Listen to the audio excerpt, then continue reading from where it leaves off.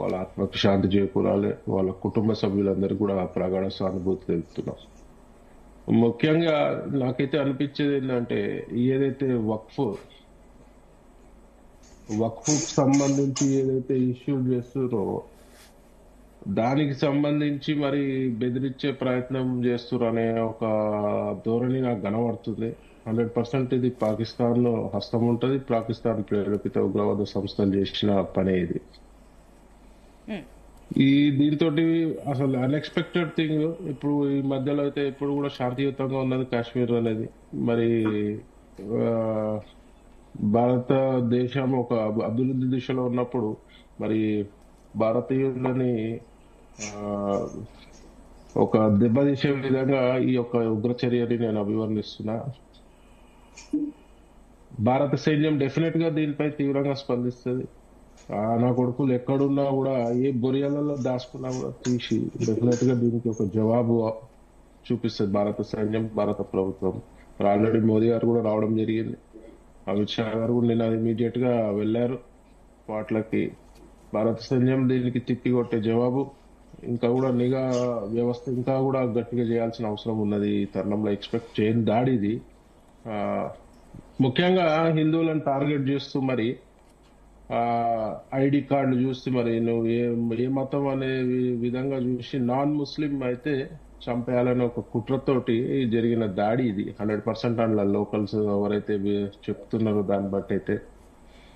అలాగే దేవిప్రసాద్ గారు అన్నారు, ఇప్పుడు వేరే రాష్ట్రంలో చిన్న చిన్న ఇష్యూలలో కూడా మరి సైన్యంని దింపుతారంటే, ఇప్పుడు మొన్న వెస్ట్ బెంగాల్ లో జరిగిన దాడి లోకల్ గవర్నమెంట్ ఏ విధంగా ప్రవర్తించింది, మమతా బెనర్జీ ఏ విధంగా ప్రవర్తించింది. హిందువులపై దాడి చేస్తుంటే కూడా కంట్రోల్ చేయలేని పరిస్థితిలా, అంటే ఒక పక్షపాత ధోరణితో ఆమె బిహేవ్ చేసినందుకే మరి సైన్యం వేళ బిఎస్ఎఫ్ ఫోర్సులు దిగి మరి వెస్ట్ బెంగాల్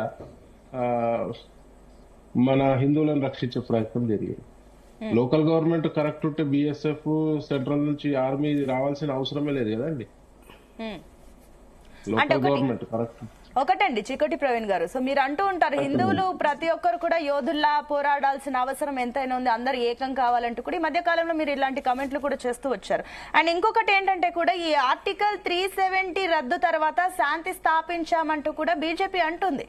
కానీ ఇప్పుడు ఈ ఘటనకు సంబంధించి ఏ రకంగా సమర్థించుకుంటారు ఈ సంఘటన, ఇంత పెద్ద ఉగ్రదాడి? చెప్తున్నా అండి, ఇది ఆర్టికల్ 370 కాదు. నా ఉద్దేశం అయితే, నా పర్సనల్ ఒపీనియన్ అయితే 100% ఇది వక్ఫ్ సంబంధించి ఏదైతే జరుగుతుందో అందులో ఉగ్రవాద చర్యలు ముడిపడి ఉన్నాయి అనుకుంటున్నా. దానికి లింక్ కూడా అనుకుంటున్నాను 100%. ఏదైతే వక్ఫ్ ఇక్కడ ఏదో రకంగా డిస్టర్బ్ చేయాలనే ఒక ఉద్దేశంతో చేసే విధంగా ఈ యొక్క చర్యలు ఇప్పుడు చూసిరు కదండి. వెస్ట్ బెంగాల్ ఎట్లా జరిగినాయి హిందువులపై దాడి. ఫస్ట్ నుంచి చెప్తున్నాం, హిందువులు యూనిటీ లేకపోతే ఇబ్బంది, యూనిటీ ఉండాల్సిన అవసరం ఉన్నది. బంగ్లాదేశ్ లో ఎట్లయితే దాడులు జరిగినా భారతదేశంలో అట్లనే జరుగుతుంది. అంటే మొన్న రీసెంట్ గా ఎగ్జాంపుల్ చూసిరు వెస్ట్ బెంగాల్ లా. హిందూ దేశంలో హిందువులు భయపడి ప్రాణాలు అరిచేతిలో పెట్టుకొని మరి పారిపోయే వాళ్ళ సొంత గ్రామాలు విడిచిపెట్టి వెళ్లే పరిస్థితిలో ఉన్నారు మరి అలా హిందువులు. దీనికి ఐకమత్యమే బలం అండి, వేరేది ఏం లేదు. అందరు ఐక్యంగా ఉంటే ఏం కాదు. ఇట్లాంటి ఉగ్రదాడుల వల్ల భారతదేశంలో ఉన్న హిందువుల ఐక్యత ఇంకా పెరగాలి. ఓకే ఓకే అండి, మళ్ళీ మీ దగ్గరకు వస్తానండి. ఎస్ సుభాష్ చంద్ర గారు, గుడ్ మార్నింగ్ అండి. సుభాష్ చంద్ర గారు, సో ఏమంటారు? ఏదైతే హిందువులనే టార్గెట్ గా చేస్తూ నిన్న జరిగిన దాడిలో బొట్టు పెట్టుకున్న చంపేసిన సందర్భం మనం చూసాము. ఏంటి దీనిపైన ఏ రకంగా స్పందిస్తున్నారు? ఏదైతే హిందువుల ఆలయాలకు సంబంధించి కూడా